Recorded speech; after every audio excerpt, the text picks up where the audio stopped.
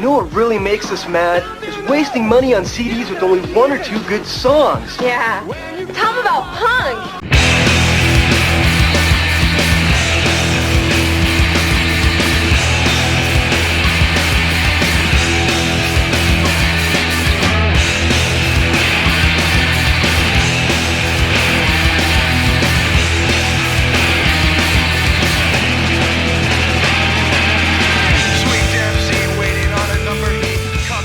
What's up, posers? Welcome to Punklottopod. I am your co-host, Justin Hensley. I am your other co-host, Dylan Hensley. And this is the show where we assign our guests a year and they choose one punk, hardcore, emo, or punk-adjacent album from that year for us to talk about. Today, we have another Patreon-sponsored episode. This ends our pledge drive for the month. Yeah, hopefully you will be inspired to sign up for our Patreon. The $10 tier has been a lot of fun. Running through all of these. Yeah, it was a little detour off the regular format of the show, but even still, they've been really fun, and every record has been a really fun record to talk about. So yeah, if you want to take part of that Patreon and you tell us what records to talk about, maybe even be the guest, why not, if you want to, head over to patreon.com/punklottopod, and if you pledge $10, you get to choose what we're talking about. If you're not interested in doing that, you can get access to all of our bonus audio, which is only $1. So you get all the weekly bonus audio for that. And this week we are doing a I'm Listening, which as of us recording this, we need to figure out when we're doing that. But today, if you read the episode description, you will see that we are finally going to squash the beef with the Madball mystery caller. Yep, we picked a place and a time, and we faced off, so to speak. So he picked a record for us to talk about, though. I don't know how to loop this in. Not one that we would have expected, but yeah. He surprisingly did not select the first Madball record and make us talk about it again. What are we talking about today? We are talking about the year 1998 pretty extensively, actually. We did a pretty good chart section on this episode, but we're talking about the record Midwestern Songs of the Americas by Dillinger 4, which is a big one for us. I feel like every time there's a Dillinger 4 record on the charts, we point it out and talk about it, but no one ever picks a Dillinger 4 record, so... Yeah, Dillinger 4 are a huge band for us, so we've wanted to talk about them, do an episode devoted to one of their records for a long time, so thankfully we finally got one, and it's kind of the big one, so I'm very happy to talk about it. In the meantime, you can follow us on all the social medias, Instagram, Facebook, and Twitter at punklottopod, email address punklottopod@gmail.com, and a voicemail, which is 202-688-PUNK, and you can leave your threatening messages. But enjoy the rest of the show. This conversation is really fun, and I'm trying to remember one of the lines he said from his voicemails. I'm gonna kiss you like I kiss my child with my fists. Enjoy the show. Okay, so joining us here today is someone who has been harassing us over the last couple weeks, maybe even months at this point. Someone who has been leaving us some nasty voicemails, and finally we're here. We're going to squash this beef. We are going to finally get to the root of our problem here with our mystery Madball caller. So what's the deal? Hey, podcasters, finally done it. We circled around. I see you in the flesh. I see you, Dusty. I see you, Jason, whatever you go by. Hey, did you stop by the deli? Did you pick me up an Italian sub, by the way? None of this, low sodium turkey bullshit. Hopefully you got some capicola, some mortadella, the good shit. But knowing you two probably bought me a fucking veggie sub or some bullshit. I got tempeh, but yeah. Well, good thing we're here. We're doing this. And yeah. I'm going to fuck you guys up here now. What do you got to say about that? Well, there are two of us, so I think we outnumber you a little bit. Okay, well, I better stop this then, because I can't get, like we were saying, I can't get this up for the whole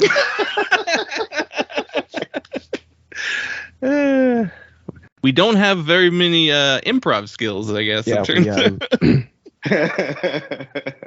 We didn't yes and very well. Yeah. What's going on, guys? It's nice to really circle around with you and make your acquaintances.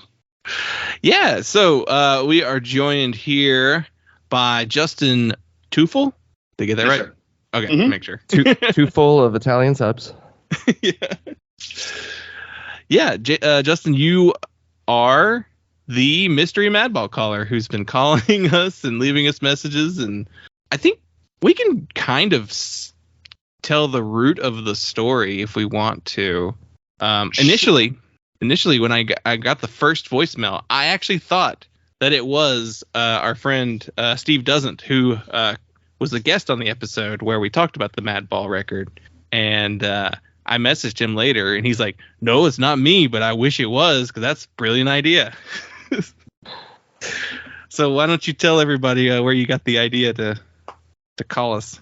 I've been harassing radio shows and public access channels for like the entirety of my life. My sister also too, she worked at a pizza place. I used to crank call her a lot too, to the point where I think legitimate orders would come through and she'd be like, "Oh, that's just my stupid brother Justin," and hang up on him. Where it really was, but that's how often I was cranking her. Public at before, when cable TV only had the 60 channels or whatever, half of them would be public access. I used to call like the religious ones and tell them I had the stigmata and be like, "My wrist," and they'd be like, "This guy again, please don't call back anymore." So I was listening to your program and I was just loopy and tired. I was on a work project and it synced up perfectly where I was just finishing up. I'm burning the candle at both ends. And I think it was you, Dylan, that said like, "Hey, if anyone disagrees with our opinions on Madball, please feel free to do so." And I was right at the perfect moment. I had the perfect combination of tired and alcohol in me where I'm like, you know what? I'm going to take them up on this. I think I was inspired by probably around the time that we recorded that episode, we got some legitimate beef from like a hardcore legend. Yeah, so that was probably on my mind. Plus just the around that, I feel like around that time, and it's been a while, we haven't really been getting reviews on like iTunes or anything, but there was definitely a string of like negative reviews of people being like, "I don't agree with your opinion." And it's like, that's not a review. That's you just disagree with our opinion. Yeah. And like Madball was such a beloved band on top of, being meatheads. So like it was kind of a thing where it's just like, I think we clowned on it. I think we were mostly positive on the record, but overall we were just like, this band's silly. It's an easy thing to clown on, honestly. I mean, everything like the Youth Crew stuff going into like the New York hardcore stuff. I mean, it is admittedly goofy. Like it's a goofy genre. The people that are into it take it way too seriously. They're almost like verge on like metal fans, like how seriously they take it.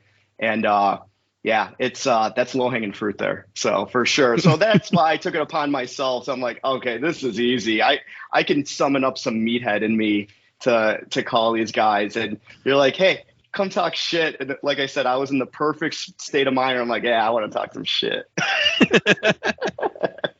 I liked it too that it was like an almost 2-year-old episode when you did it, because I honestly thought it was more in line with whenever they played that COVID super spreader event in that park in New York. I thought that's what makes it even better. It's a slow burn. It was like a long con, right? Like so that's why you probably thought it was your buddy doing it. You're like, who the hell would take us up on something that I said 2 years ago? That's what makes it even better.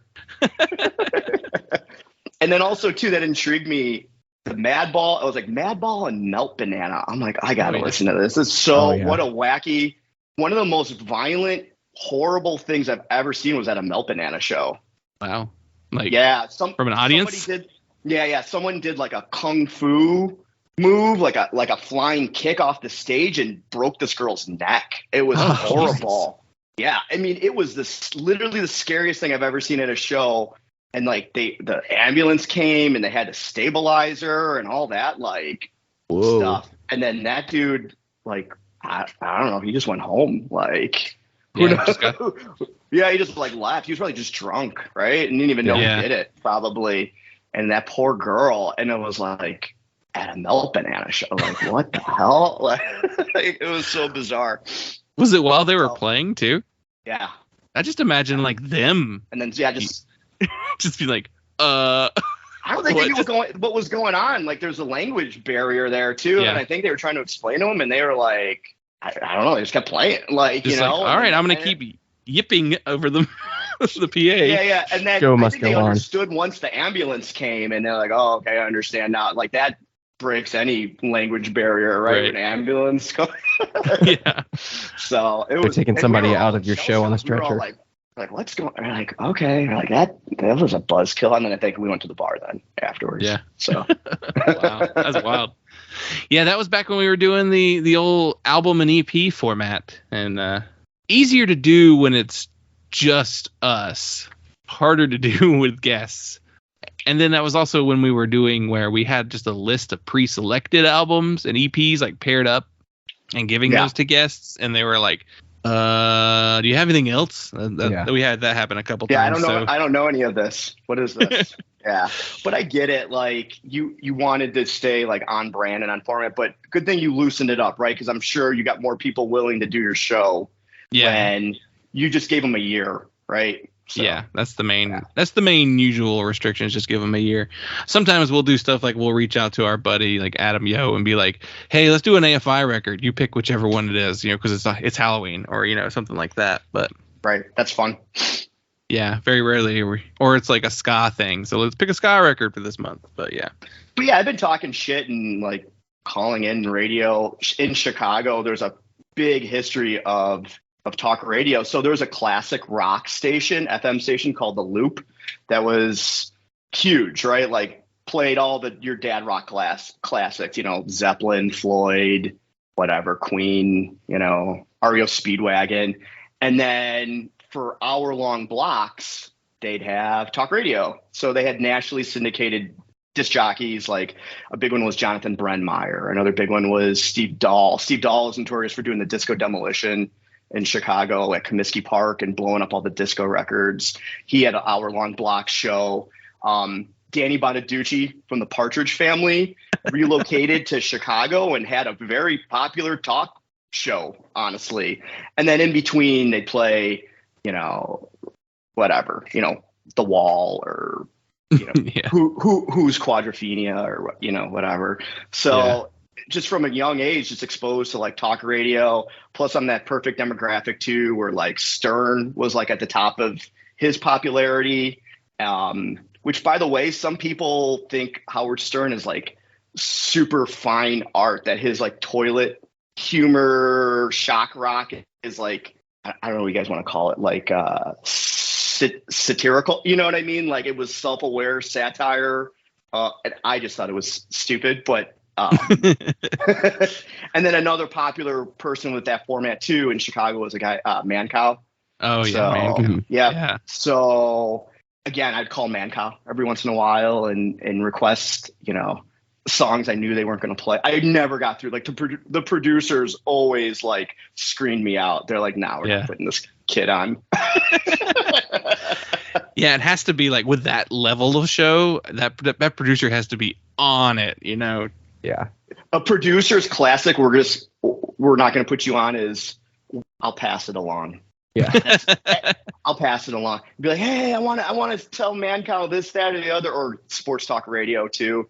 Hey, I want to talk about this, that, or the other. I'll pass it along. Okay, that means fuck off. That means I'm not getting to talk to him. Well, you were telling me a little bit of stuff. So you have some connections to some music scene in Chicago there. So I guess through working through record stores, why don't you talk about some of that?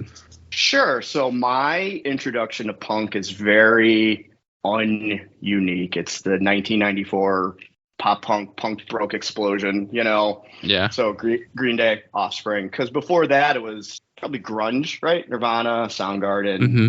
and then whatever my parents listened to. So like my dad, big AC/DC, Van Halen, that kind of stuff. So nothing too crazy. And then, Green Day and Offspring, that really did it. And then exposed me to, look out Epitaph. And that kind of opens the floodgates. I think that's a lot of people in my age bracket, right?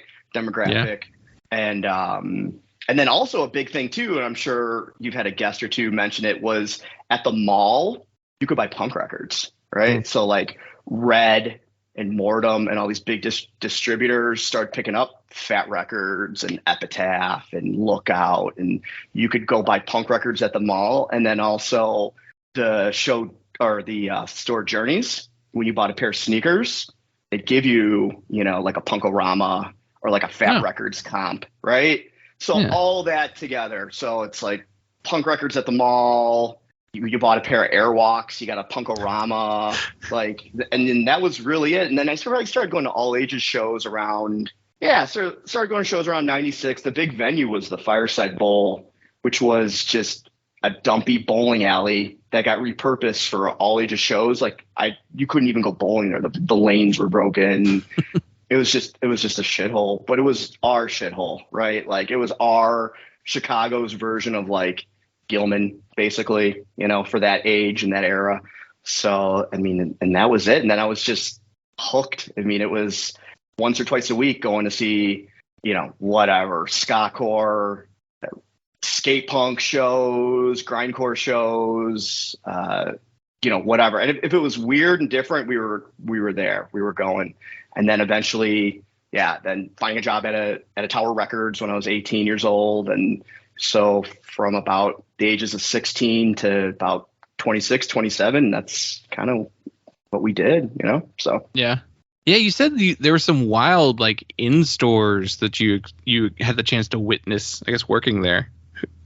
Yeah, so I managed a pretty popular record store called Rolling Stone Records in the early 2000s, and we used to do a lot of in-stores. Do you ever guys go to record stores and do in-stores and get your stuff signed and all that?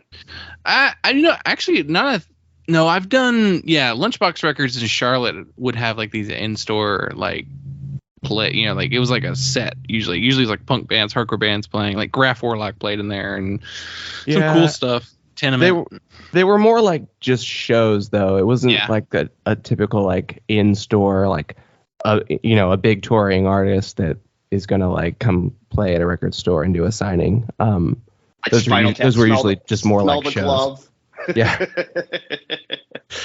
It would be a both. It depends. Sometimes they would do both. They'd have artists would set a table and sign stuff and then play like a little short set or something, or it'd be them just playing a little short set. So I mean, it just depended on what the artist's manager had set up for them. The biggest one ever was Disturbed. I'm not even kidding, guys. We probably had 7,000-8,000 people came to go see Disturbed. Like it shut down a major east-west 4-lane street in Chicago. There was 8,000 people that were ready to get down with the sickness.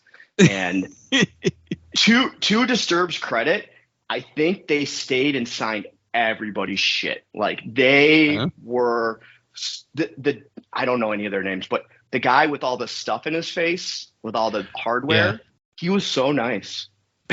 He was so cool. He didn't act like a rock star at all. And this is the height of their popularity too, right? Like they were probably all over MTV, commercial rock radio, and they were so gracious and so cool.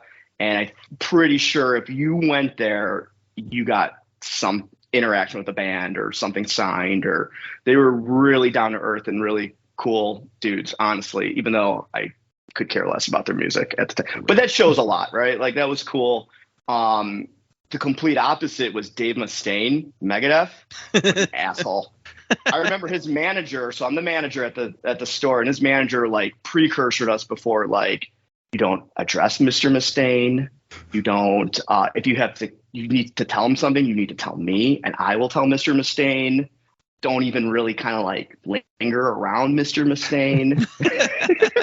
And it was such bullshit too, because he would only sign the like whatever new shitty Megadeth. Like you couldn't get your Rust in Peace signed, Like you had to buy whatever the new crappy Megadeth was there, and you would only sign that thing, you know, like, and I'm pretty sure he wasn't doing pictures, and I'm pretty sure he left early.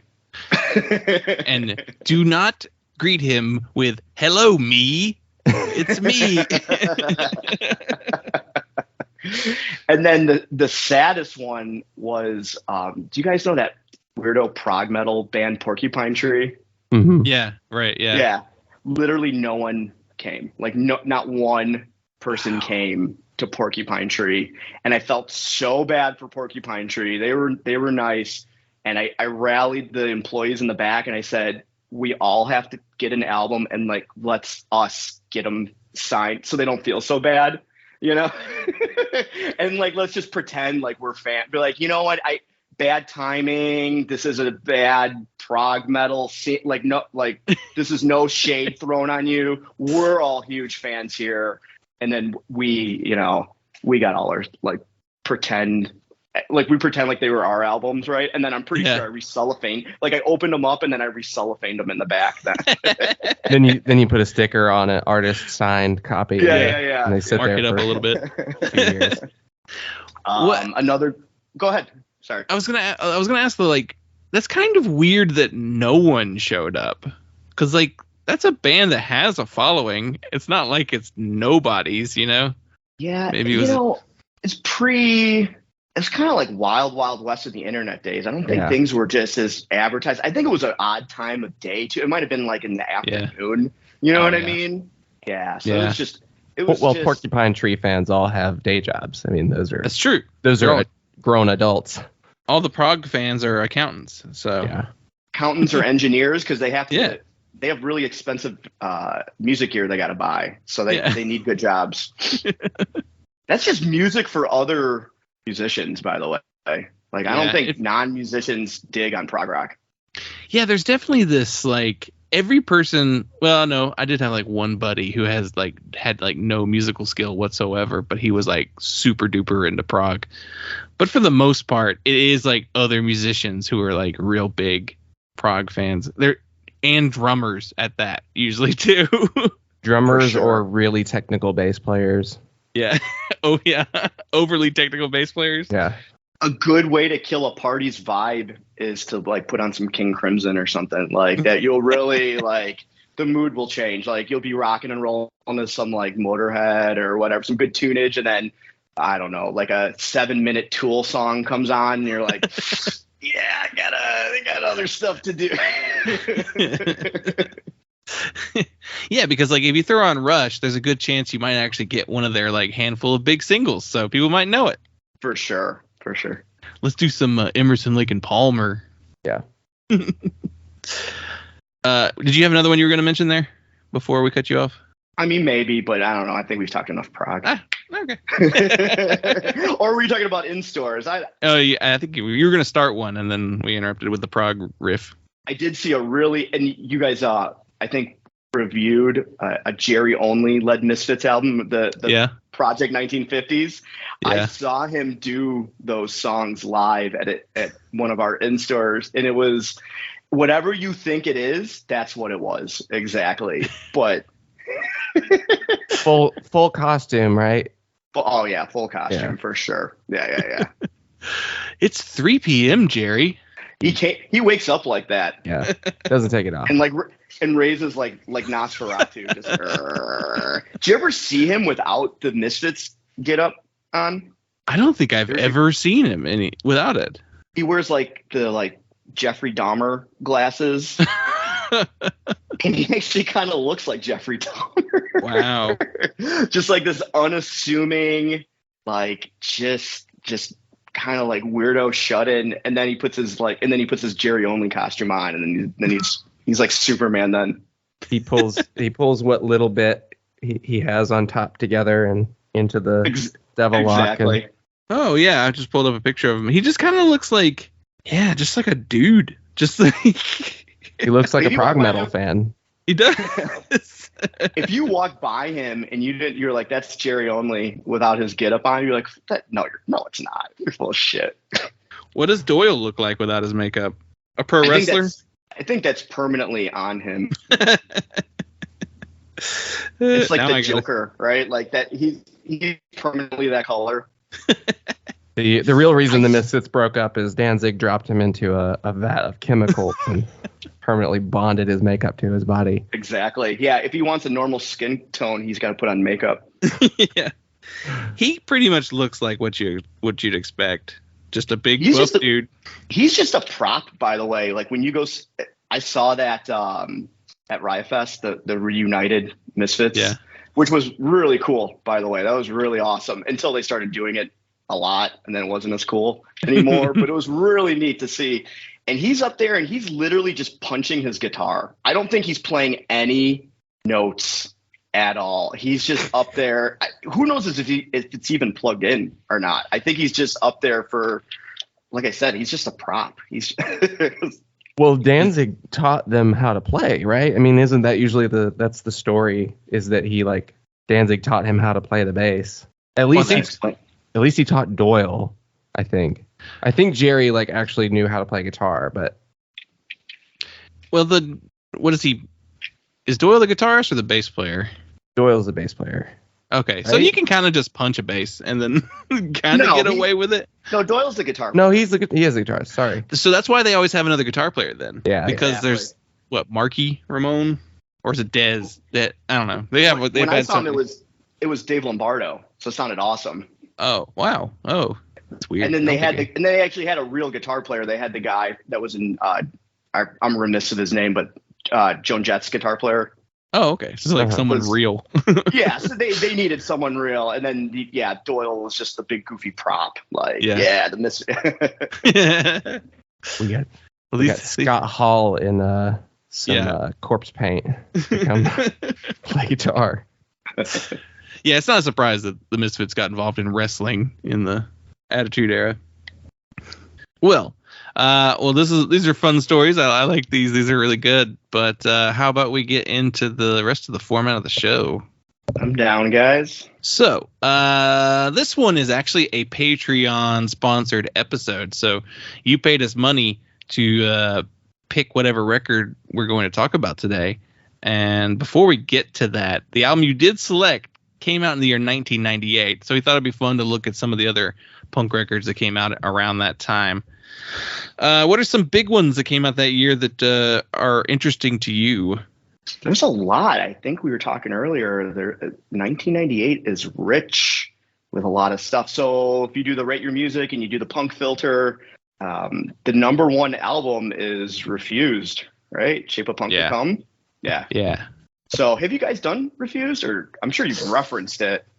We did one with Susan Plant of the band Faye. We talked about what's the record right before this? Not Shape Punk. Rather Be Dead?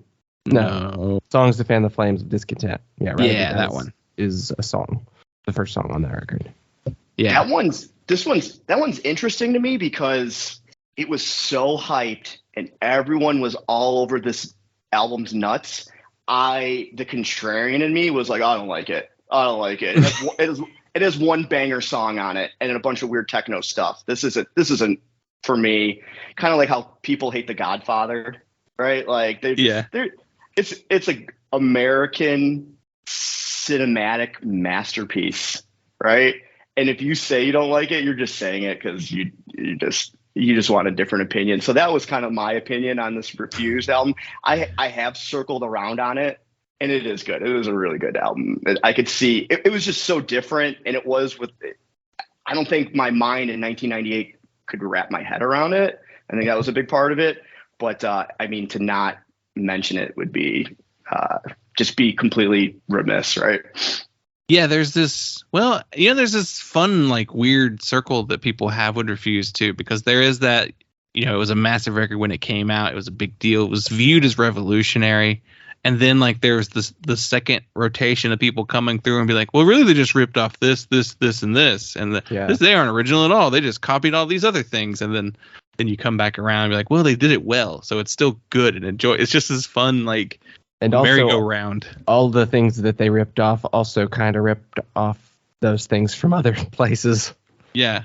So yeah, it's a I think there's also like a shifting, kind of like flipping back and forth that people have about like the band themselves, because they were like super hype, but then they hated each other and they broke up on tour, and like they missed the, being able to really capitalize on their popularity. And then they like reunite 20 years later, and everyone hates the record that they put out, but it's like we get to see Refused, and they're going to play mostly new songs. Yeah. So I don't know. They're frustrating, hard to properly. I think they're just really hard to properly rate. Yeah. But yeah, so that was one. I also saw in '98 Hum, Downward is Heavenward. That's a great album. That's super. I mean, is that better than the first one? It could be. It's really good. And I didn't find that album in '98 actually. I probably found Hum 06, 07. I kind of abandoned punk for like doom and like post rock and and anything kind of like alt rock and spacey. Like I started listening to like Jesus Lizard's back catalog, Melvin's back catalog, and because that was really in vogue, right, in like 06, 07. So I found Hum was this like kind of like spacey alt rock band, right? And that one's kick ass. I mean, I think it's the first one, right? You prefer an astronaut. It's kind of like more straightforward. This one's definitely there's less vocals on it, and it's just a little more spacey. It breathes more than the other one. That one kicks ass. It's really good.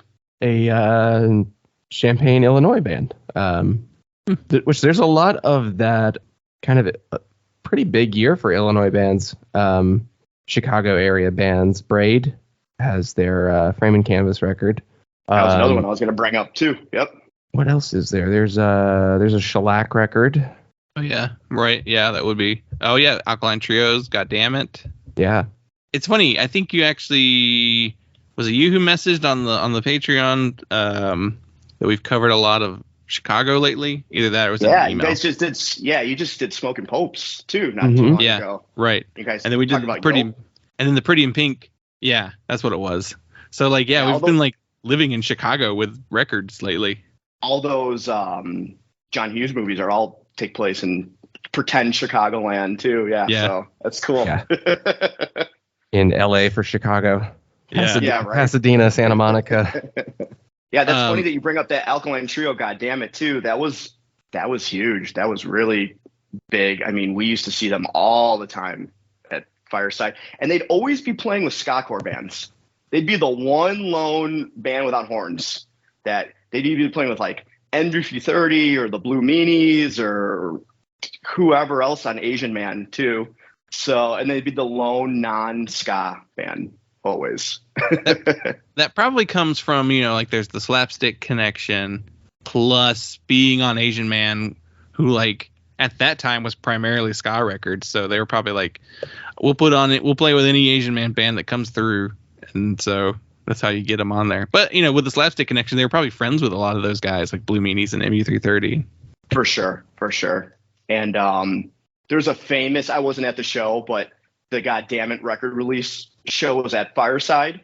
They were opening up for Jets to Brazil. And I think it's pretty infamous. So Matt Skiba says, hey, this is our record release show for our new album, blah, blah, blah. And then Jets to Brazil comes on and Blake is all put out that Matt Skiba stole his thunder. He's like, well, this is our record release show too. That reminds me, we had a friend who I think he went and saw Jets to Brazil when he was younger. Like he was a little too young to be going to shows, but like his sister was like, let's go to the show. You need to go see this show. And like Jets to Brazil played, and like he was having problems, or either like something wasn't working with the guitar, or just like, I don't know, he was just having a bad night. And like he just like at one point just like, I can't do this anymore, and then like unplugs it, like takes the guitar off and just like leaves the stage and like doesn't come back and play the rest of the set. Yeah, I think Blake is he's known for being petulant, right? Yeah, especially during that era. Yeah. I think he's calmed down a little bit, but yeah. Well, going to jail will give you some humility, right? We never what did he go to learned. jail for? No, We never nobody learned. knows. Did he beat the shit out of someone or something? I could see that. I mean, he spent a few months in there too, so that's the weird part. Like, it had to have been something big enough that you have to stay in.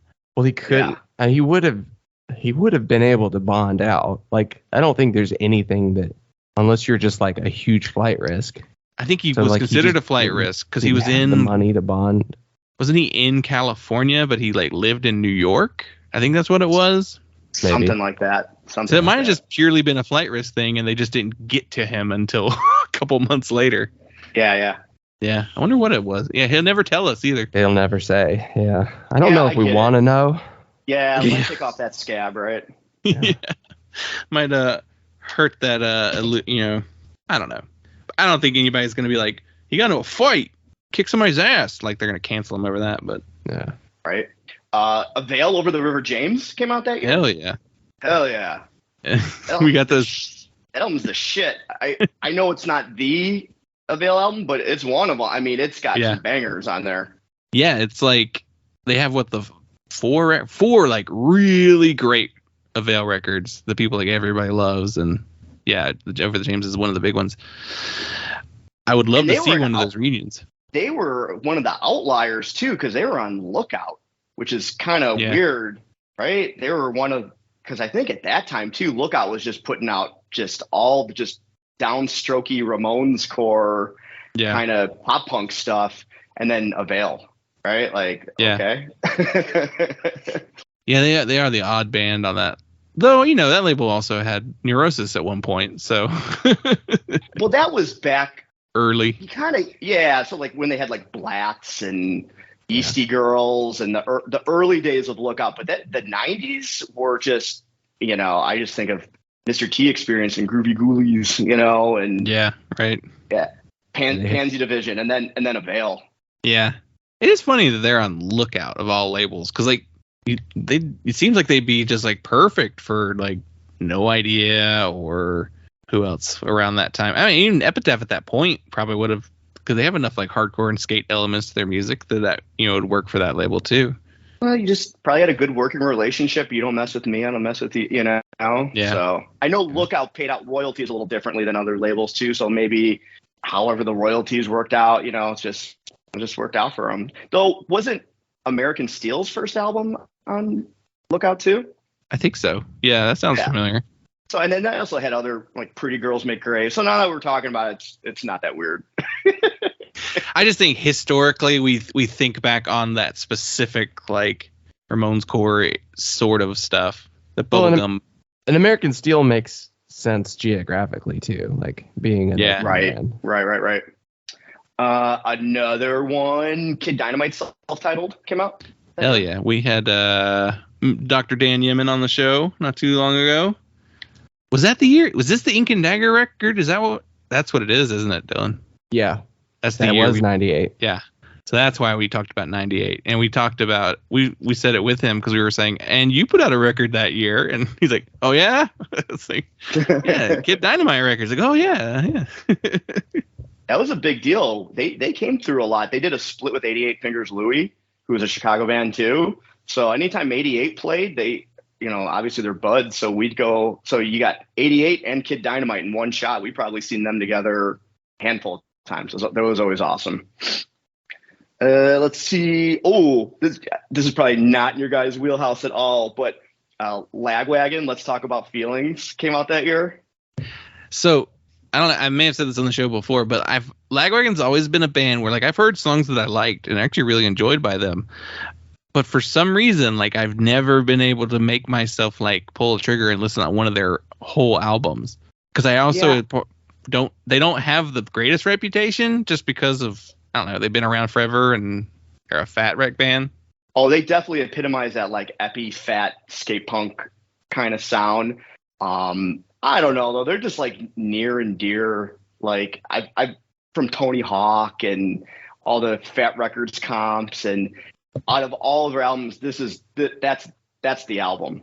Like that's the one that I think is the most, in retrospect, like beloved, right? So I remember though getting shit for liking Lagwagon. Be like, oh, that's just like lame sellout mall shit. You know, come on, man. You could do better. Be like, hey, man, leave me alone. I like Lagwagon. Stop it. I will say Lagwagon have a little bit.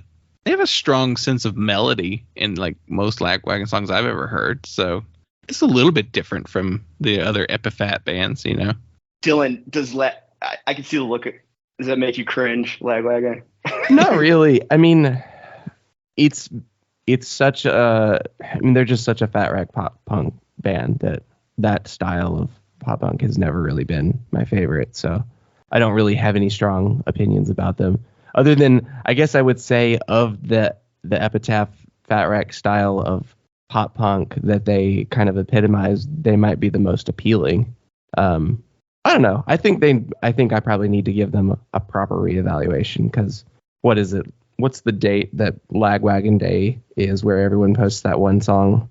May 16th. Yeah. So that's coming up soon. They have a song called May 16th. Yeah. Yeah. So I'm always surprised when I see who posts it. I'm like, oh, you're a Lagwagon fan. And let's talk about feelings is perfect for you guys because I think it's only like 25 minutes long. So it doesn't overstay its welcome. I like that. As soon as you're like, I've had enough Epiphat skate punk, pop punk, and it's over. I was listening to a podcast and they called it the CD bloat. Like back during when like CDs were new, like the new way to everybody get albums out, and it was like, oh, you have 16 tracks on this punk record, great, you know. Yeah. Every album is like 50 minutes long from the early 90s. It's just because you can put 70 minutes on a compact disc doesn't mean you need to use it all. For the love of God, you know. Like a good example of that's like Smashing Pumpkins, Melancholy and the Infinite Sadness. I mean, there's like a dozen bangers on there, but I think there's 30 songs in total. Like they could have really cut that down. Oh yeah, it's 2 CDs. Exactly, it's 2 CDs. That's like you don't listen to LPs. them back to back. You put yeah. What do you guys think about double albums? I don't know that I ever listened to a full CD of that Smashing Pumpkins record. It's just there's too many dud tracks in between the good ones. Exactly, and I don't know. I'm not a big double album fan. As it just put out 2 albums. Like, why do you need to punish us with 120 minutes of music? Like, no one wants to hear that. Like, no one has the time. It's ridiculous to me. There are double albums that I love. Zen Arcade, Double Nickels, The River by Springsteen. Like, I mean, even like the Led Zeppelin double album, I can listen to that whole record. But yeah, there are bands where it's like they have a double album. You're like, ugh, why? I'm not gonna listen to that. That's entirely too much. You might have more bandwidth than I do. I don't have the time to listen to a double album. I have 30 minutes. If you can't get me in 30 minutes, I got to move on. I'm so sorry. Well, I don't know. I think we've said many times on here before how we think we burned out our bandwidth of like long records and long songs thanks to like that mid to late 2000s era where all those like metal, sludge, and doom bands were putting out their biggest records. And when you listen to only that for years, it kind of kills any desire to listen to a song over too much 4 minutes. Too much sleep in Boris for you guys. Yeah, for sure. I was right there with you. I was doing all that stuff too, all that amplifier worship stuff too, with holding the pretend orange in your hand and just going, yeah, I love destroying my hearing. This is so great. Isn't this great?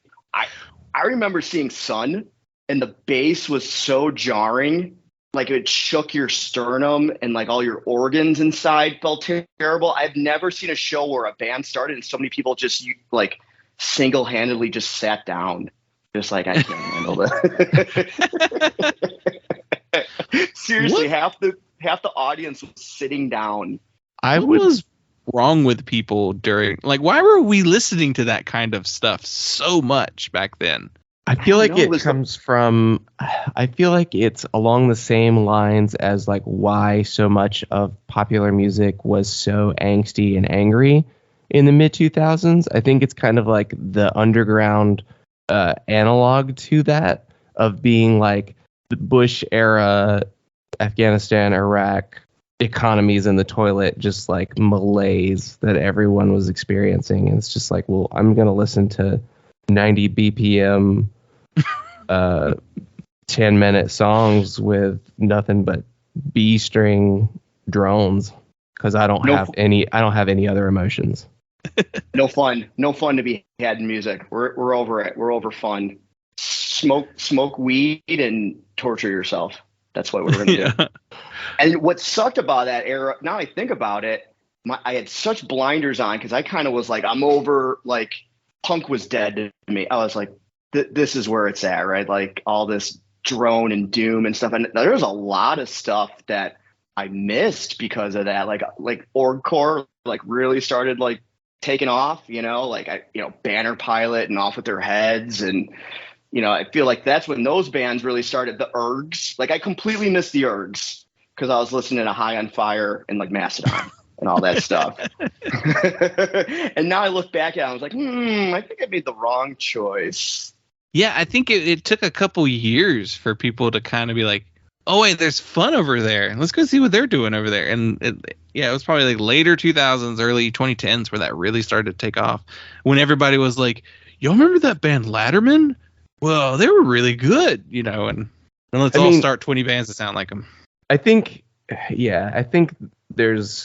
have some similar like geographical like boundaries that maybe limited us from experiencing a lot of that stuff when it was taking off. I mean, Midwest punk was definitely a thing, but also Chicago being like the noise rock area.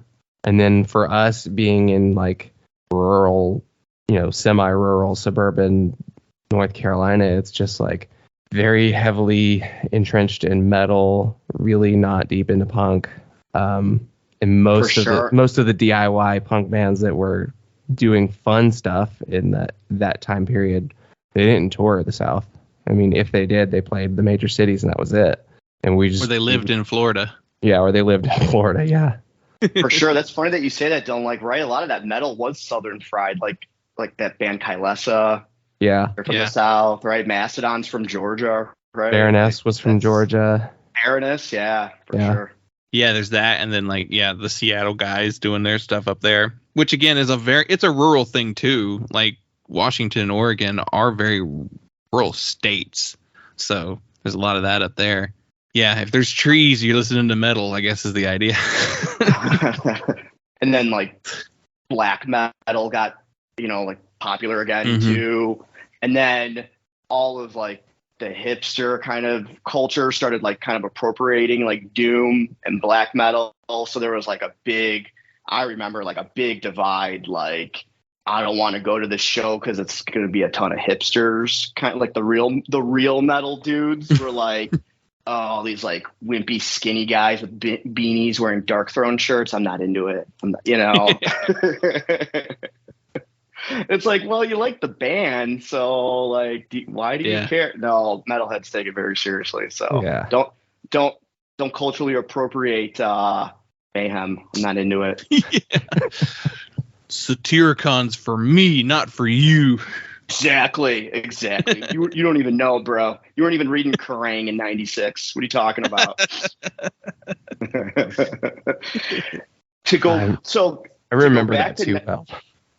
Just going off of like this is a conversation Justin and I have had off podcast several times of whenever I see people talk about metal as an inclusive space, I'm like, I don't remember that when I was into metal because it wasn't for a long time. Yeah.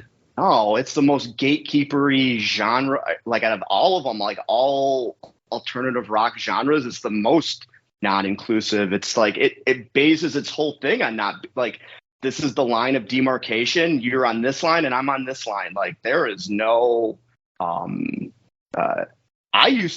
so back in the day, my big thing was I had blinders on too. So I was either into like Lookout Ramones core kind of stuff, or polar opposite. I was rocking death metal and grind and black metal. And it was funny because the uniform was almost the same, like black jeans, Converse All-Stars, and a leather jacket. So I could jump from like a Kung Fu Monkeys, Mr. T experience show right to the next night and seeing Morbid Angel, right? But I'd have like a Chicks Dig It shirt on at a Morbid Angel shirt, and I'd definitely get some funny looks like, what the hell is Chicks Dig It? I was gonna say the only thing you have to change is the T-shirt.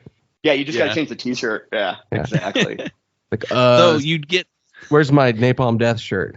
Oh no! I didn't care. I liked having the conversation. Like, yeah, say something. It was the punk in me. Say something. Yeah, I'll punish you with some Chicks Dig It talk, Mr. Metalhead. Weirdly, though, I found that the punks would probably be more willing to be like, "Oh, look at that guy's Entombed shirt." You know, you could wear a metal shirt to a punk show easier than a punk shirt to a metal show. Yeah, for sure. Oh, for sure. Like my metalhead friends would never be like, I found this band. And like, nah, I'm not listening to that. Because at least punk can have like a sense of humor and irony and be like, yeah, it's funny. It's juxtaposing like something that's so angry and you're wearing, you're wearing these like gory T-shirts to the punk show. Like, it's funny. Mm-hmm. Yeah, for sure. There's a sense of humor that there isn't in metal. And then speaking of Chicks Dig It, they had an album that came out in '98. Which Born one? On the 1st of July.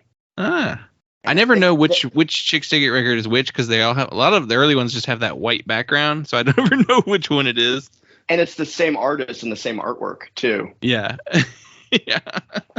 And that might be my favorite Fat Records Honest On release. It's really, really good. People that don't know them probably think they are just one of those downstrokey Ramones core bands, but they're like equal parts like Cheap Trick too.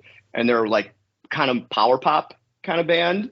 And what I really identified with them too was like they were super nerdy and super like dorky, and they owned it. Like they're like, yeah, we're not like these big, bad, tough like people. Like, let's talk about like songs about like living with your parents or working shitty jobs and like whatever. And they just kind of like just super unassuming and just fun. And I actually never got to see them live, which is unfortunate. I've never seen Chicks Dig It live, but I have seen Chicks Dig It playing with Kepi Ghoulie as his backing band, which was kind of fun. That's super fun. There was like a split acoustic set where I think the lead singer Chicks Dig It had acoustic set and Kepi had acoustic set, and they're right next to each other, so they just combined their set and played together. So they alternated songs. It was kind of fun. Oh, that's super fun. Yeah, KJ, the lead singer, he's super. From everything I've read and seen, he's like super posy, super nice, super like welcoming. I think he's like a guidance counselor, like his day job. So he's just like a good dude, probably super down to earth, and just always just seems like upbeat and positive. And it comes through on their records too, like where everything, punk is usually negative, but they're like, nah, life's okay. It's not all bad, So that's always refreshing about them. And yeah, love that album. Super, super fun. Awesome. Well, we've been going about an hour and we haven't even touched the record we're actually supposed to be talking about here. So I think we should transition over there. Yes, sir. So, we basically gave you free reign since it was a Patreon selected episode, and you chose one of the big ones, honestly. You chose Dillinger 4's Midwestern Songs of the Americas.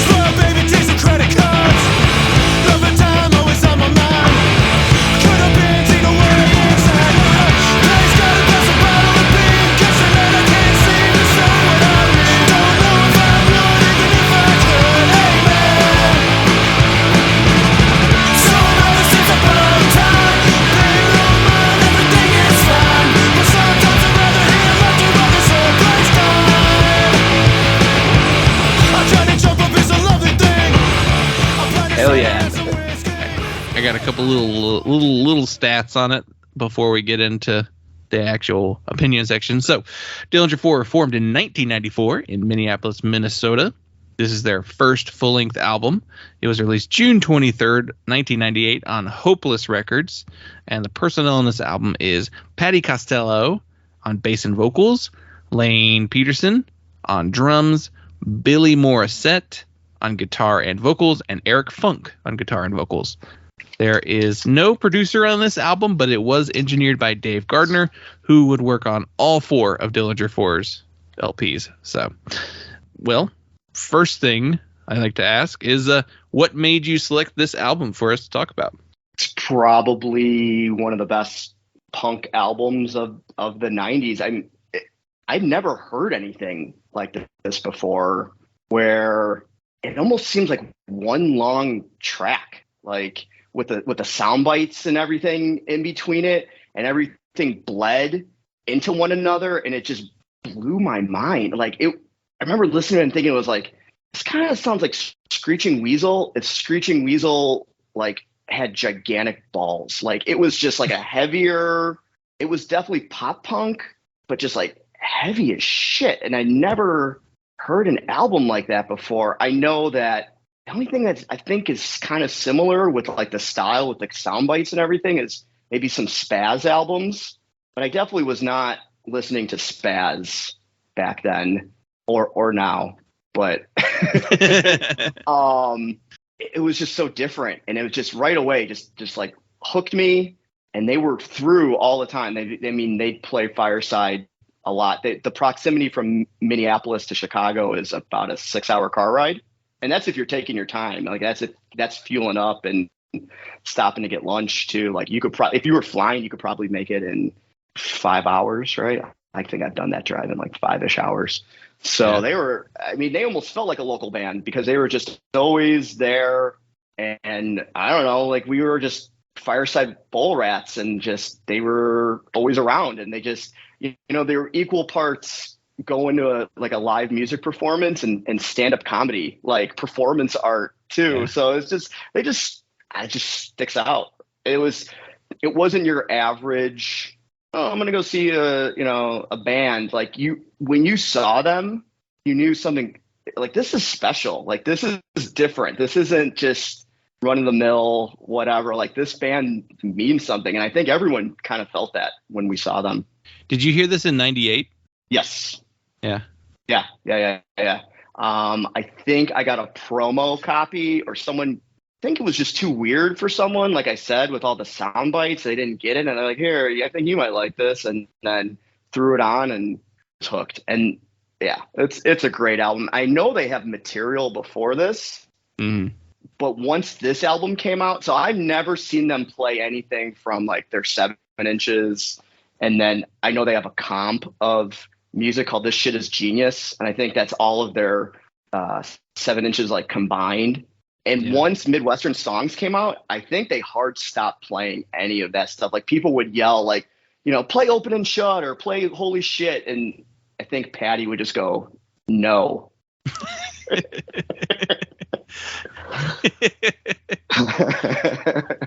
And just move on. Dylan, what are your, this is so weird to talk about this band in this way, what are your feelings on Dillinger 4 prior to listening to this album for the show? I've been listening to Dillinger 4 since like probably 2008. So yeah, it's funny. I started with Dillinger 4 with their last record, and just have it was like, this is great. Definitely need to listen to the rest of their discography, and just did that. So and have just listened to their records forever. Not like constantly. I feel like they've never been a band that I listen to on a super regular basis, but I've listened to them over such a long span of time, with enough space in between, that it's almost like a band that I've been listening to constantly forever. Like you just know all of the songs so well when you spend over a decade. And there's there's 4 records and you're not tired of them. So like I fully knew what to expect going into this record. like, and nothing about it felt rote. Like nothing about it was like, it still feels special when you hear those sound clips and that, like the first sound clip and then the song starts. It's just like, that's perfect. It's so perfectly executed.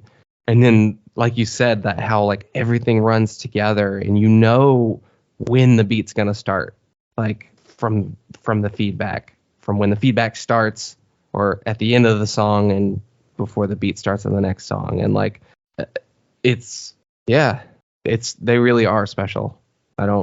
People that don't get them, I don't get. Yeah, same. Like 2008, same year Civil War came out. It was the first record I heard by them because two of our closest friends were really big Dillinger 4 fans already. So when there was a new record out, they were like, "You got to hear it." We got that. It was like a rip. I guess it must have been like a rip from a stream. Yeah, it was, maybe it leaked early. It was the like leak. There were Nothing Nice to Say comics about it leaking. Coming out. Yeah, so we had the leaked copy, so it didn't like flow seamlessly between the tracks because it had like the actual like cut where the track was, and so like you had a little gap between the sample and whatever the feedback or music was going to be. And so that was the first one I started with, and then I'm pretty sure Midwestern was like the second one I went to because that's viewed as the best record in their discography, though they have a discography where people actually kind of debate a lot of their stuff. But yeah, I've been familiar with Midwestern songs probably since 2008. So yeah, revisiting this, I was like, hell yeah, I cannot wait to talk about this album because we're massive D4 fans, and yet no one's ever picked one of their records for us to talk about on the show. So thank you for bringing out like one of our I don't know what would you call it? White whales, like the bands that we're looking for to be talking about. Yeah, no problem. Yeah, I mean, I could gush about it forever. It's like mom's meatloaf. Like it's so comfy, and it's just like you know what you're gonna get, but at the same time, it's like one of your favorite movies. You listen to the album, you can find something new like every time. Some other little like pop or little reverb, or there's just something I didn't realize at the end of OK FM DOA, Patty is singing. So in Chicago, there was a carpet company called Empire. And if you're from Chicago, if you go 588-2300, anyone from Chicago will go Empire. And I don't know how I didn't realize that Patty at the end of that is like doing that, but like,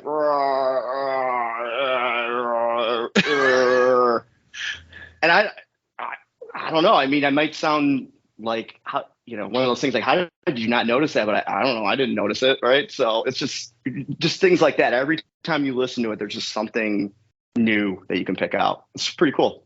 Yeah. I didn't even pick up on that listening back this week. Like I listened to it a couple times just to get refreshed with it because I hadn't listened to this one in a minute. But yeah, I missed that. Yeah, it is. It's one of those records where like I listen to it and I go, wow, that's Billy singing back there. That's not Patty. I thought that was him the whole time. Yeah, like that kind of little thing. They would trade off lines like in some songs. You're like, oh, I thought Patty was singing the whole thing, but like now that I'm paying like super close attention, yeah, Billy's voice, sometimes it's like because he's got kind of more like he's screaming more, right? He's more of the screamer.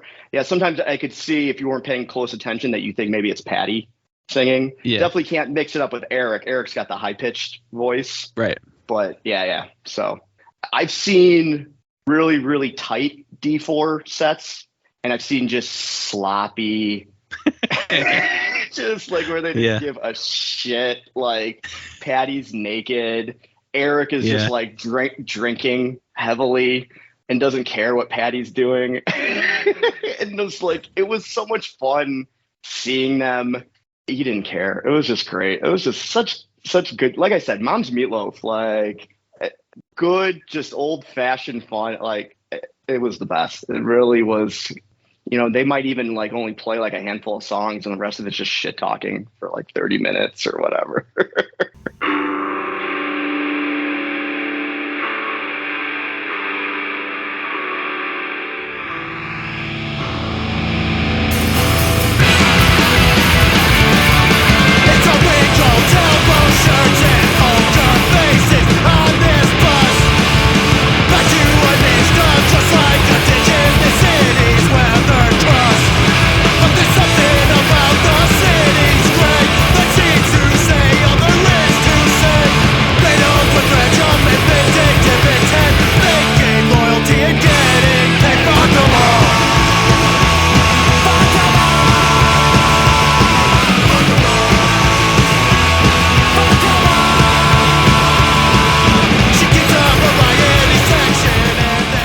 The experience of seeing D4 live is always fun. There's never a bad experience seeing them live. And it is. Part of it is like, yeah, these songs are so fucking good. I can't wait to see them live. But also the other half is like, what's Patty gonna say? What's he gonna do?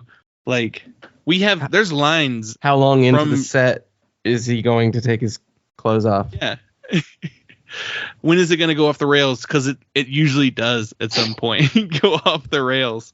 I think he's mentioned, because he's in other bands too, the Arrivals, and people are always disappointed that he doesn't get crazy in those bands. And he's like, well, I don't want to overshadow. Like, it's not my, D4 is the time for me to get sloppy like that. Not in the Arrivals or I don't know if Cleveland Bound Death Sentence ever did any live shows, but Yeah, I doubt it. Knowing them and like the troubles that band had, like if they had any, it was probably in that first year they even existed, and the rest was just recordings and whatever they wrote.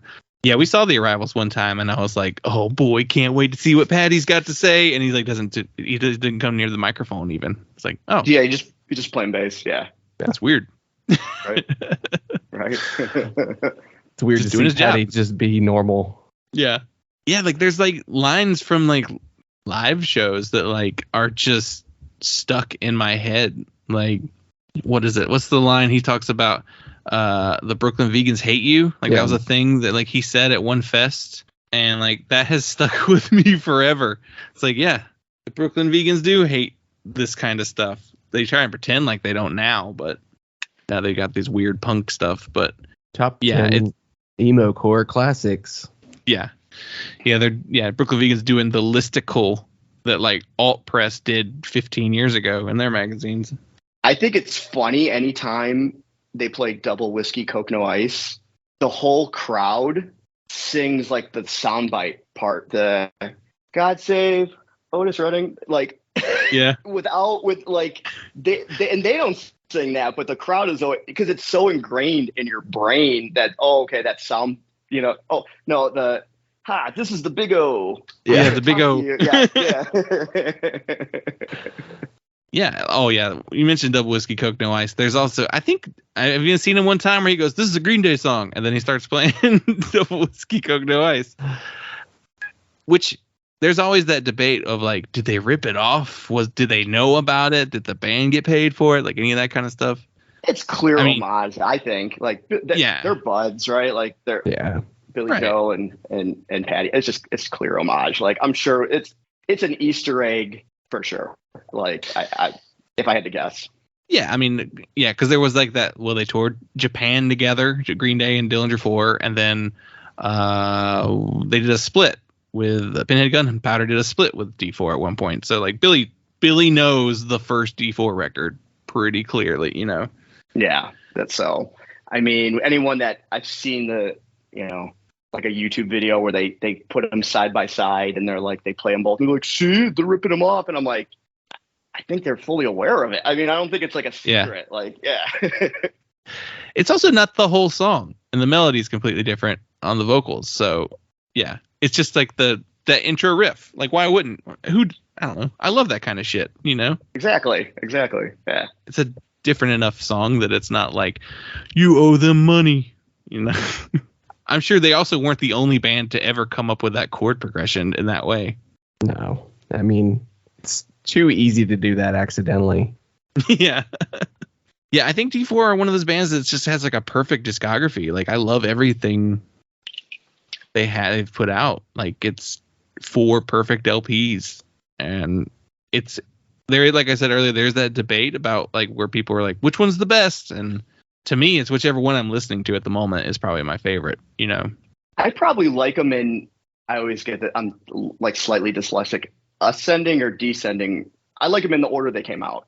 That's how I rank them. But it's so close. I mean, it's really like picking your favorite kid. I like them all. They're all great. Even though you do have a clear favorite. Yeah. I've spent the most time with this one. I just know him the best. So yeah, exactly. This one annoys me the least. Yeah, the way I was looking at it too, I was like, okay, yeah, old heads say Midwestern, younger fans will say Civil War, hipsters will say Versus God, and liars will say situation is comedy because it's like it's a great record, but it's not everybody's favorite. But that's when everyone was accusing them of selling out too. Yeah. Oh, you sold out and went to Fat Records. Would Fat Mike pick you up on his plane? Like, come on, like I remember when they signed to Fat, and they were playing Fireside, and someone said some shit, and I don't know if it was Patty or Billy, like chimed right in and was like, "Oh yeah, we fucking sold out. That's why I gotta go to work tomorrow." Mm-hmm. Yep, we sold out. All right. Yeah, I know. It's like also if you look at like what Hopeless did later, like it ended up being a way bigger label. Yeah, you're right. Right, like they became the sellout label because they went all in on like All Time Low and like that kind of third wave emo mallcore stuff. So yeah. Avenged Sevenfold made them a shitload of money too, right? Right. Yeah. They were the ones who had them early on when they blew up before they became a major label band. So yeah. And then like even D4 even took fucking forever to put out records. Like they'd be signed to the label and then take forever to put one out. And the joke about Civil War is that it was never ever coming out. It took them like 8 years to do that album or something like that. I don't remember. Yeah, 6 years. Yeah. I've heard a joke from Fat Mike too. He'll call up Patty and be like, "Dude, you gonna put out a record?" And Patty will be like, "Yeah, maybe. I'll get back to you in 2 or 3 years. We'll see." Do you think they'll ever release another record? I have no idea. It's hard to say. They are the type of band who could do it, and you'd be like, of course they would wait 15 years to release a record. Why wouldn't they? But also, like, maybe they don't. I don't know. It's tough. Were they? I don't really know about them before D4. I know that Billy was in that band Scooby Don't, and then I know he also kind of toured with. I think he toured with like the Queers. He played guitar with them. What did the other guys do before? I mean, were they just in like hardcore bands? You probably would know better than me. So they had a band right before D4. I forgot to write down the name of the band. I think it was Patty and Eric were in the band. Let me see if I can pull that up real quick while we're talking about it. But yeah, it was a hardcore band. Anger House was the name of the band. Yeah, it was. I'm pretty sure it was Patty and Eric. It might have been Patty and Eric. 2 of the members of D4 were in that band together. Mm-hmm. And I think they were in Chicago when they were playing in that band. And then they knew some of the other guys in Minneapolis and like went there to start D4 together. I think that's how the story goes. Yeah, I think they met in a town called Evanston, which borders Chicago. I think they grew up in Evanston, Illinois. That's where Northwestern University is. And they both relocated because of who knows? I don't know if their parents moved there, but I think then they hooked back up again, right, in Minnesota. Yeah, sounds about right. They're let's see if I can find it. Originally, it was Eric and Patty. They played in Anger House in Chicago. Anger House broke up. Eric moved to Minneapolis for college, and then Patty followed later. And so then that's how they got the band together. And the original lineup had Sloan Lorson on guitar before Billy came in, but Lane was there. But that was it then. That they didn't have any other. It's easy not to have lineup changes when you don't tour or like do much. So yeah, they're one of those bands too. Yeah, it's like they rarely ever do tours, or when they do, it's like a 5-date thing, and it's like cool. I mean, they all had jobs too. Like there was one of them owned the Triple Rock, which is now gone, I believe. Never been. I've always wanted to. That was always like a bucket list thing, and then they closed, and I'm like, well, close the lid on that bucket. Yeah, and then I think like one of them's like a therapist or something like that. And then Patty, I don't know what Patty does. Patty just kind of like floats around the world, and I know he's got like a kid now and a longtime partner that he's in a band with too. I think he plays with her somewhere now. Yeah, I guess it's just like it was never their full-time thing, so it's easy to set it down and not do anything with it, but it's also easy to like pick it back up, because I think they've even said like there are songs written, they have stuff written, they've just that's cool that they'll have a label would be willing, like, right, a label would be totally willing to put out an album for them. I think most labels, if you're not willing to tour and support the album, they'd be like, nah, pass. But they're one of those bands where I think everyone would be chomping on the bit and they wouldn't have to tour or support it or put it out, and that'd be it. So that's pretty cool that they have that kind of prestige, right? Yeah.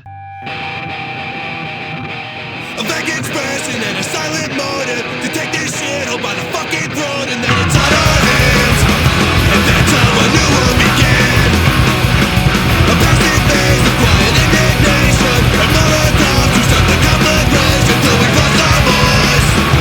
We'll make a turbo noise.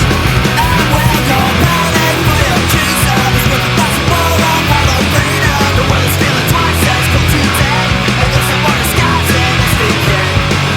All this shit, I gotta believe it was an accident, a random chance. Ignorance and tolerance, but it has to this be a part of any greater plan. They have this like credibility that a lot of pop punk or D4 is such a funny band to talk about in like punk terms too, because like there is that pop punk side, but there's also a hardcore side to it in the way they play. Yeah, it's a very unique sounding. Because I mean, they have hard riffs, they have kind of hardcore rhythm breaks, and the way the songs are structured are more like hardcore songs than straightforward pop punk songs. But the songs are all super melodic, even the noisiest ones. It's funny, they're a band that I think of, I'm like, that's such a poppy band because their songs are just so catchy and melodic. And then you listen to them around someone, like I might listen to them around my wife, and I'm like, this is much too noisy. This isn't your kind of music at all. Right. I'm sorry. Yeah, because in your brain you've got them filed under catchy poppy stuff, and then you play it around someone else, and they're like, "Oh, sorry, I didn't think about all this feedback on this record." Yeah, a record that flows like a power violence record. My wife just puts up with it. She doesn't. I think it's just white noise to her. She doesn't care. Like, so yeah. I got that going for me. It's not like she complains. It's just more like a self-awareness on my part, where it's like what I consider melodic is not really always melodic. For sure.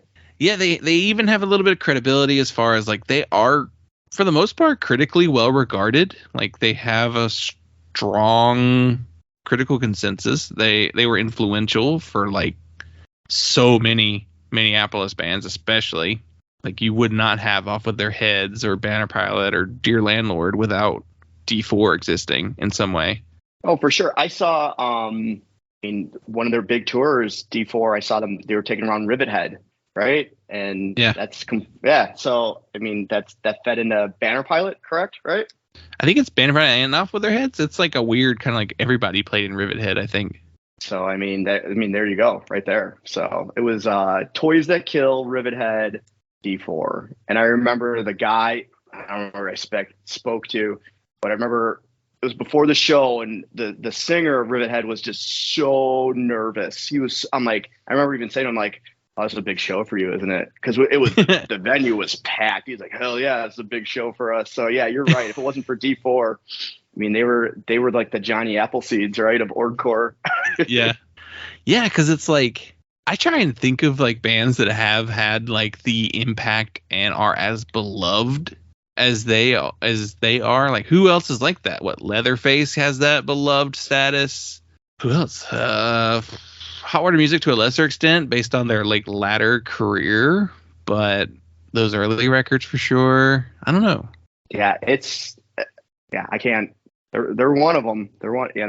Perfect mix of credibility and just, I don't know, charisma. It's just like I was saying, they're special, very special. That's why I chose it. Mm-hmm. I figured that you guys would be all over this. Yeah, and it's just an easy one to talk about. Yeah.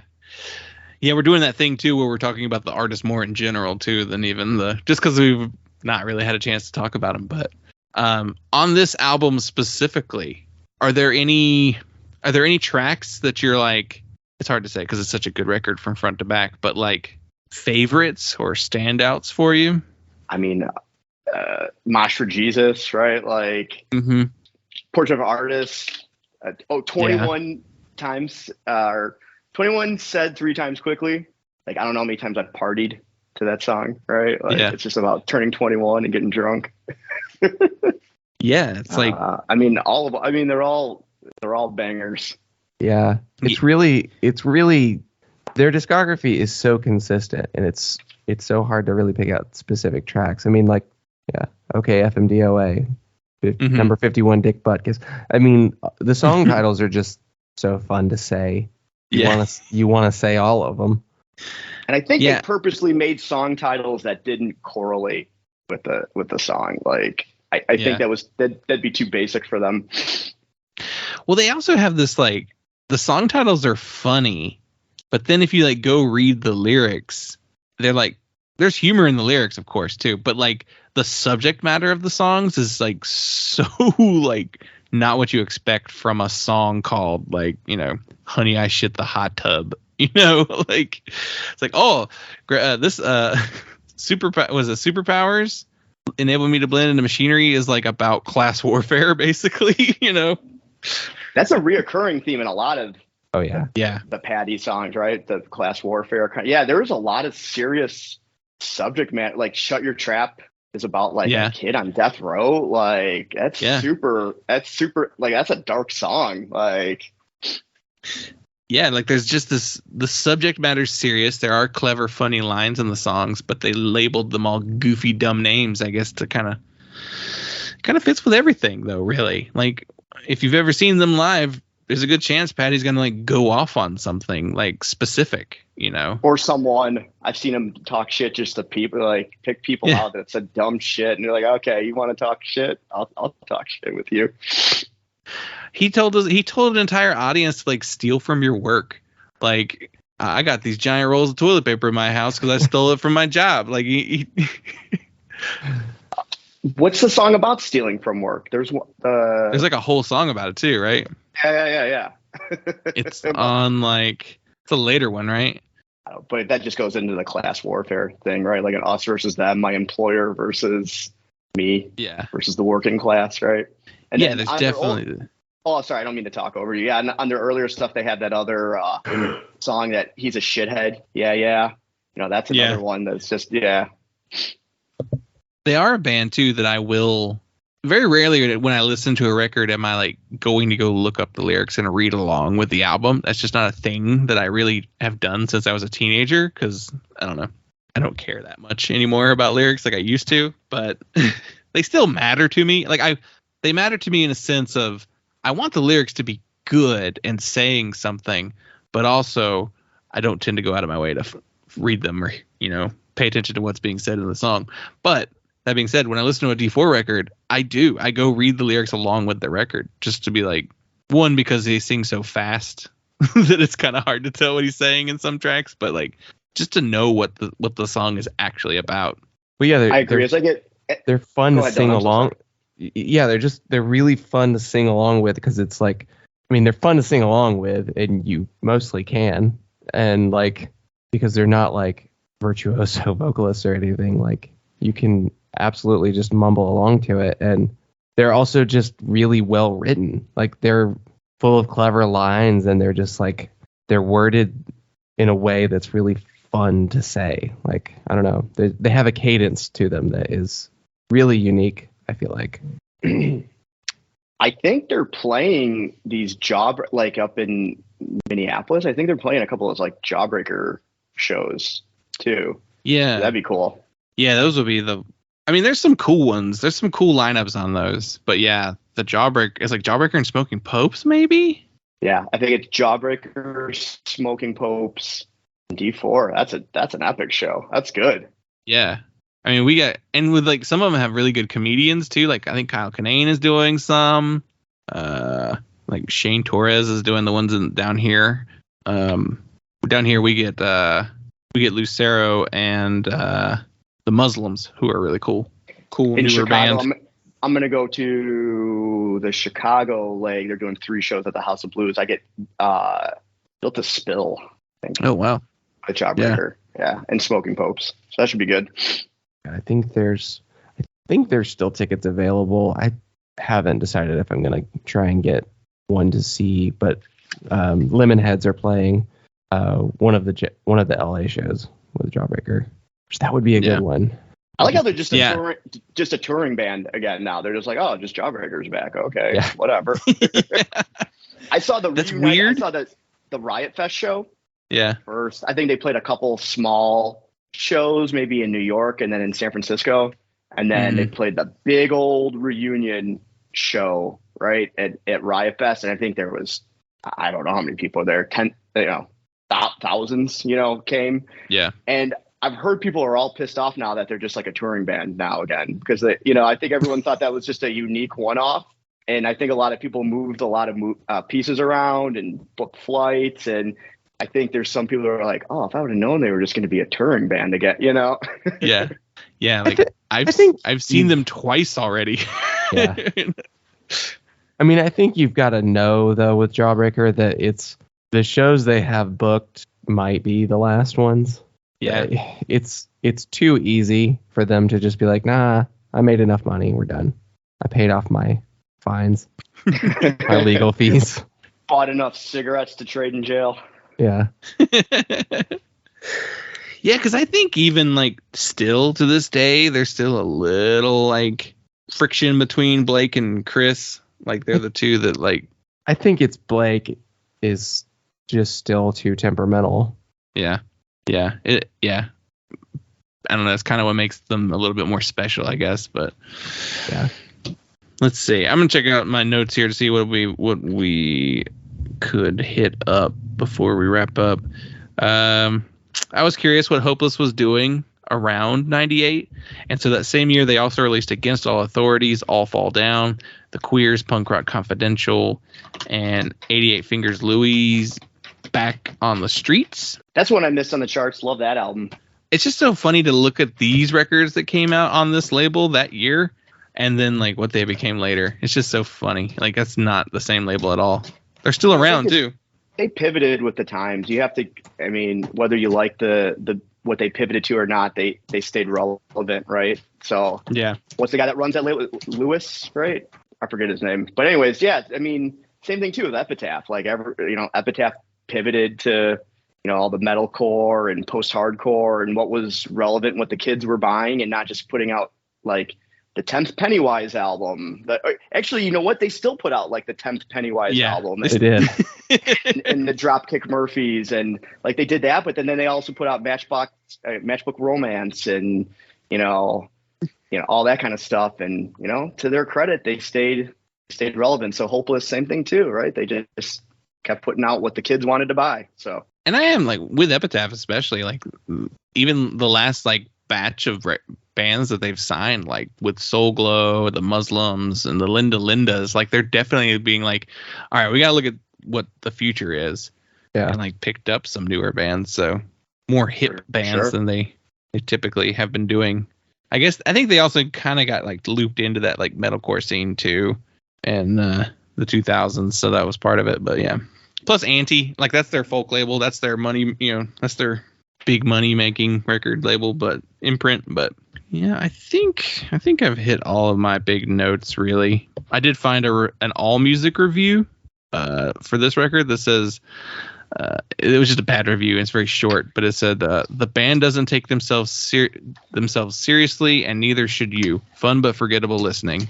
And I was like, that's wrong. That's just 100% wrong. Yeah, I mean, that sucks. That's pretty terrible. Yep. Well, I think we've covered a lot about D4. Maybe not so much this album specifically, but it's hard.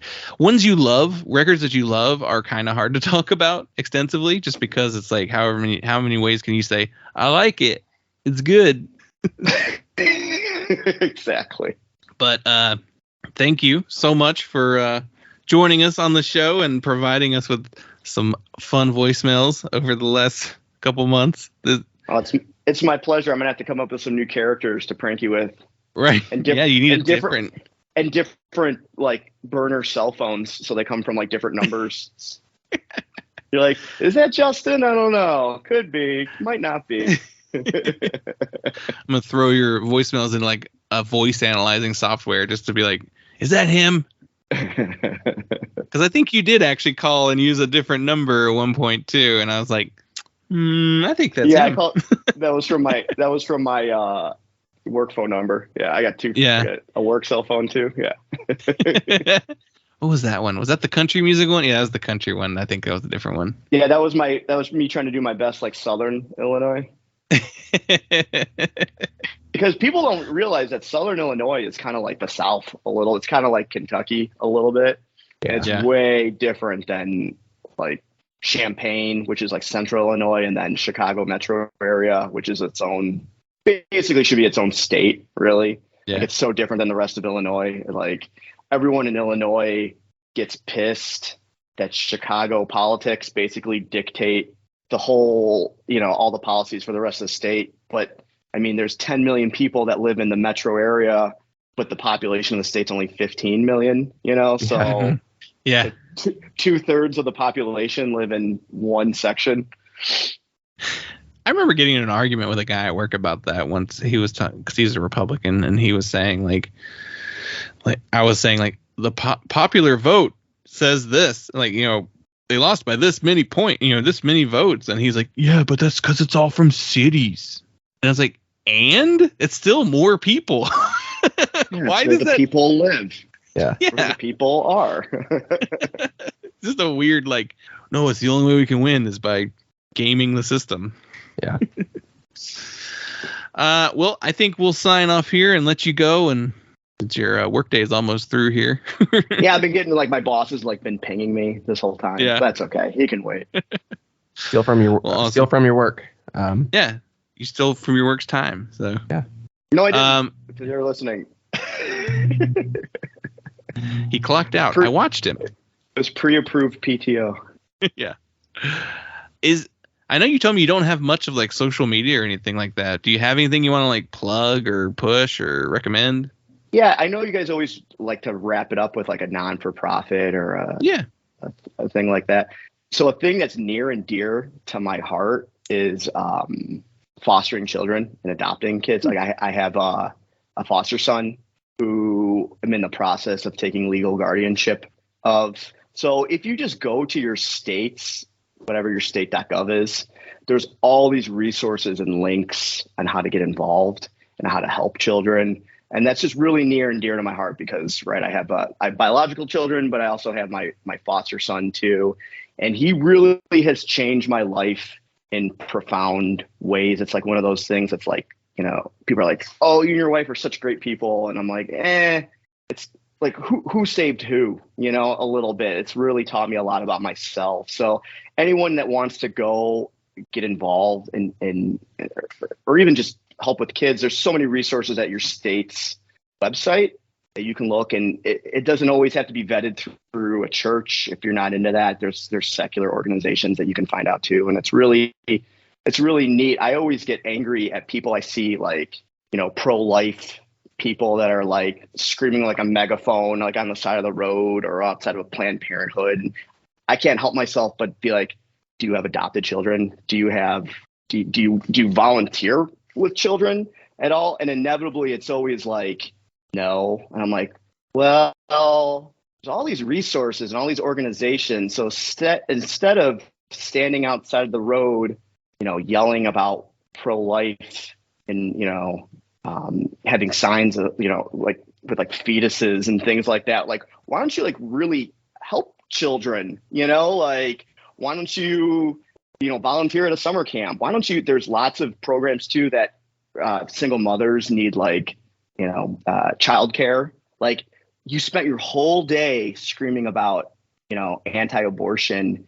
I don't know if you really helped any kids, where you could have spent your whole day literally helping single mothers. That actually does turn the needle for some kids. So just things like that, right? So just a shout out to state. There's a lot of state resources to help kids. So yeah, that's great. And yeah, that's very easy to find that kind of information. It's not like it's super hard to look up your state and that kind of stuff. So yeah, and it's true though, but ultimately what you were saying about the people standing on the side of the road and screaming about it, it's it's not really about helping kids. That's the reason why they do that instead of helping the kids. It's virtue signaling, right? This is easier. I don't have to like be responsible for anyone. I can just get my feelings out about something that doesn't affect me. Yeah, exactly. And then, like I said, I can't help myself but say, do you have an adopted kid? Because I do. If for whatever reason one day they say, yeah, I do, and I'm like, oh, okay, then like I guess I sort of get it then, but it's always no, so right. Yeah, because it ultimately, if you really think about it, some of the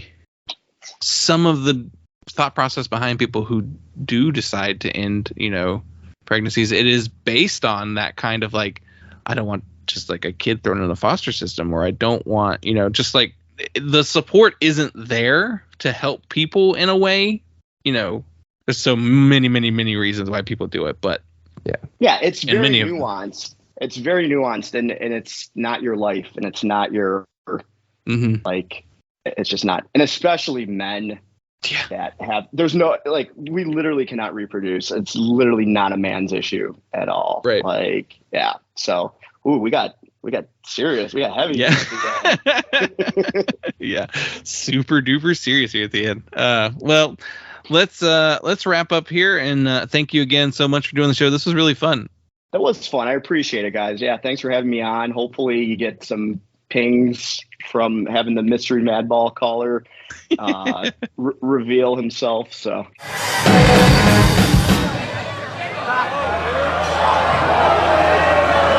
I'm totally wrong. It's Floater, but that's with pleasure. This song is about theft. I'm the idiot. I'm the dummy. Go ahead. I'm Maverick. I'm a Maverick. We're Mavericks. I can't help it. I'm a Maverick We're up here. Mavericks. We're Mavericks. D4, a bunch of Mavericks. This next song is about stealing from your boss. By the way, turn to the person to your left and hug them. It doesn't matter if you're on ecstasy. No, not right now when we start playing. What are you guys, a bunch of fucking hippies? Hang lame, let's play it.